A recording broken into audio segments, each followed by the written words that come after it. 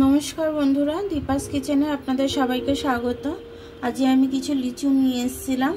তো লিচুগুলো টক হয়েছে, তার জন্য আমি ভাবলাম লিচুগুলো শরবত করে নিই। তার জন্য আমি লিচুগুলো দানাগুলো বের করে শরবতটা করে নেব।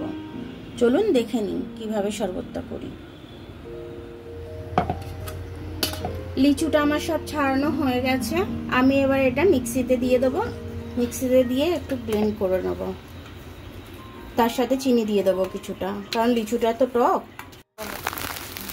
আমি আমার স্বাদ অনুযায়ী চিনি দিয়ে নিচ্ছি, আপনারা দিয়ে নেবেন। আপনাদের লিচুটা যেরকম টক থাকবে সেই আন্দাজে চিনিটা দিয়ে নেবেন। আমাদের লিচুটা খুবই টক ছিল, এই জন্য আমি দিয়ে নিয়েছি একটু চিনি বেশি করে। এর মধ্যে আমি একটু সাদা নুন দিয়ে দিলাম খেতে ভালো লাগার জন্য, কারণ বিট নুন তো দেবো না, গন্ধটা এসে যাবে, তাহলে লিচুর সেন্টটা চলে যাবে। এবার আমি এটাকে ছেঁকে নেব, লিচুর পাল্পটাকে।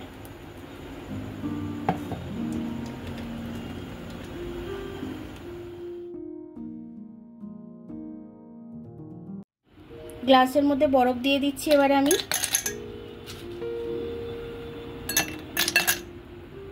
আমি লিচুর রসটা এবার ঢেলে দিচ্ছি। আমি ছেঁকে নিয়েছি।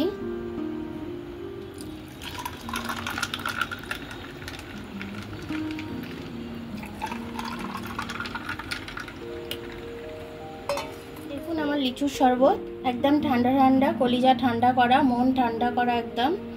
তো স্বাস্থ্যকর এটা। বাইরের থেকে বাচ্চারা কিনে কিনে খায়, বোতলে ওগুলোতে কেমিক্যাল থাকে অনেক রকমের।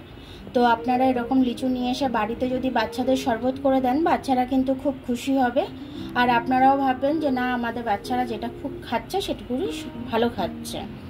তো আপনারা এইভাবে আপনারা বানিয়ে দেবেন, বাচ্চারা খুব খুশি হয়ে খেয়ে নেবে। আমার ভিডিওটা দেখার জন্য অনেক অনেক ধন্যবাদ। আমার ভিডিওটা যদি আপনাদের পছন্দ হয় তাহলে লাইক, সাবস্ক্রাইব, বেল আইকনটা একটু টিপে দেবেন।